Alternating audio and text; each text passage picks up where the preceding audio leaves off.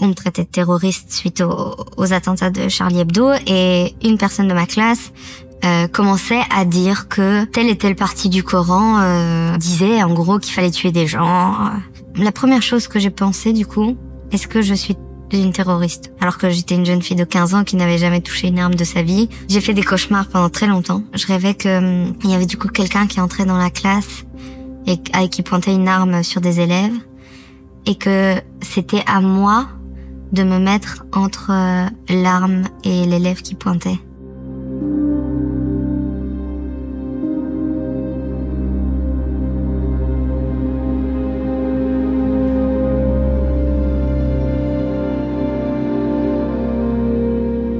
Moi, je suis née au Luxembourg, dans le sud du pays. J'y ai grandi jusqu'à mes 19 ans. J'ai passé mon bac ici. J'ai fréquenté le système luxembourgeois. La situation, c'était que du coup, on me traitait de terroriste suite aux attentats de Charlie Hebdo et une personne de ma classe commençait à dire que telle et telle partie du Coran disait en gros qu'il fallait tuer des gens. Enfin, comme si le Coran seul légitimait les attentats, quoi. Et cette personne n'a jamais lu le Coran.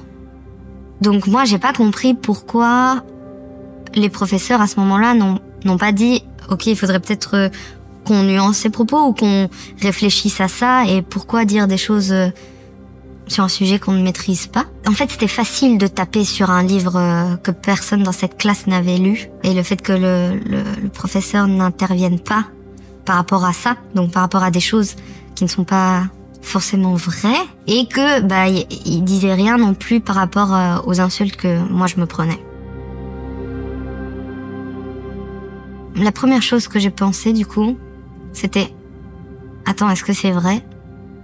Est-ce que je suis une terroriste? Est-ce que je suis une personne dangereuse ?» C'était ma première pensée. Alors que j'étais une jeune fille de 15 ans qui n'avait jamais touché une arme de sa vie. J'ai fait des cauchemars pendant très longtemps. Je rêvais que il y avait du coup quelqu'un qui entrait dans la classe et qui pointait une arme sur des élèves et que c'était à moi de me mettre entre l'arme et l'élève qui pointait. Comme si moi j'étais responsable en fait de quelque chose, de la sécurité de mes comparses. Voilà, ça c'était une chose. Et la deuxième, c'est que j'arrivais plus du tout à me concentrer à l'école, ça je m'en souviens. J'avais peur en fait. Et j'avais l'impression aussi de nouveau d'être responsable, mais de l'autre chose, donc de protéger presque l'intégrité de ma culture d'origine. Moi, je pense que c'est profondément involontaire. Et je pense que c'est pour ça que c'est si dur d'en parler. C'est que parler de quelque chose que t'as pas fait exprès, ça te remet en question. Et ça te remet en question à un endroit où t'as pas de contrôle, en fait. Quand on subit quelque chose de raciste, on se remet en question et on est obligé de se remettre en question tout le temps. Et face à nous, on est face à des gens qui ne se remettent pas en question, mais qui se braquent. La plupart du temps, le racisme systémique, c'est pas volontaire.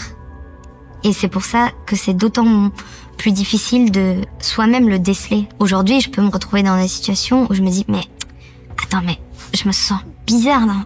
Il y a un problème, il y a un stut. Et j'arrive pas tout de suite à comprendre.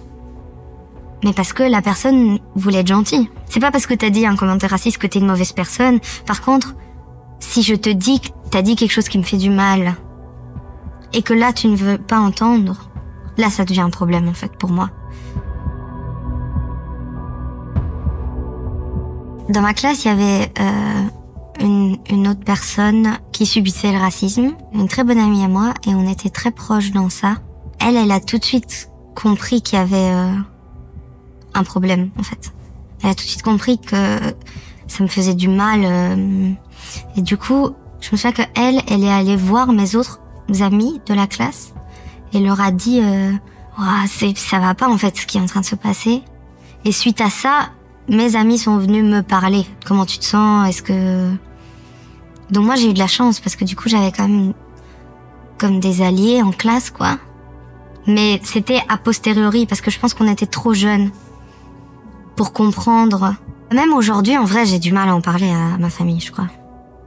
Même s'il y a une partie qui pourrait très bien comprendre, mais ça reste un endroit de pudeur en fait. Et je me souviens vraiment quand j'avais 15 ans, même le fait qu'on me voit comme faible ou triste, j'avais pas envie. J'avais pas envie qu'on me voit comme quelqu'un de vulnérable.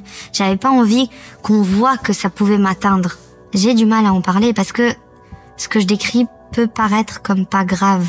Alors que moi, je me suis vue avec une arme sur le torse, quoi. J'ai toujours vu ça comme un avantage, mais à ce moment-là, j'avais l'impression de devoir être un pont et de devoir expliquer à tout le monde ça c'est dit là, et ça c'est dit là, et ça dans cette culture-là on fait ça comme ça, et dans cette culture-là on fait ça comme ça, et en fait, vous êtes d'accord, vous croyez tous à un Dieu, et vous avez votre Dieu, l'autre ils ont leur Dieu, mais vous êtes tous monothéistes. En fait, vous êtes plus d'accord que... Enfin voilà. Et moi je me sentais toujours cette responsabilité-là comme si de genre mettre tout le monde d'accord en fait. De faire que tout le monde soit bien, mais en fait du coup personne prenait soin de moi. J'étais celle qui était tout le temps un peu aux aguets comme ça de... Ok, est-ce qu'on fait de mal à personne Mais en fait moi on me faisait du mal. Je demande aux gens d'avoir l'humilité de au moins écouter pourquoi est-ce que la remarque a fait du mal. Et ça aujourd'hui c'est quelque chose que beaucoup de personnes sont pas capables. Parce que j'ai pas envie de tomber dans quelque chose où il y a pas de dialogue de ouais mais toi t'es comme ça donc je te parle pas. C'est pas ce que j'ai envie de faire. Je referai, c'est peut-être pas ce que je fais. Peut-être que c'est ce que j'ai envie de faire. Mais c'est pas ce que je défends en fait. Parce que sinon on n'avancera pas quoi. Et avec la diffusion aussi de ces capsules, on plantera des graines dans la tête des gens. Et ces graines, voilà, il faut qu'elles fassent leur chemin. Mais la graine, elle doit être plantée. Après, comme tous les mouvements sociaux, les choses, elles prennent du temps à avancer.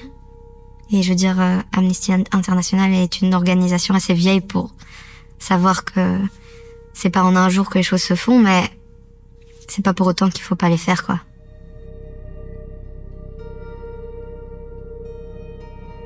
Déjà que, quoi qu'on dise, la colère, elle a toujours sa place. Voilà. La colère, elle a toujours sa place. Elle est censée être motrice, en fait, la colère. Donc si on ressent de la colère par rapport à un truc qui nous est arrivé, qu'on nous a dit, c'est valide, en fait. Voilà. Après, être en colère, ça veut pas dire faire du mal aux autres. Mais la sensation de colère, elle est hyper valide. Une chose que j'aimerais rajouter, c'est que même aujourd'hui, même si je sais que j'ai raison par rapport à ce que j'ai vécu à ce moment-là, je doute encore moi-même de ma parole. C'est-à-dire que maintenant, au moment même où je vous parle, je me dis, mais est-ce que c'est pas moi qui ai dramatisé? Et je pense que c'est vraiment ça le nœud du problème. C'est que de nouveau, ma colère, ma blessure me paraît à moi tellement anodine que je remets moi-même en question les effets que ça peut avoir sur moi. Et ça, c'est une grande partie des choses. C'est, tout ce qui est intégré.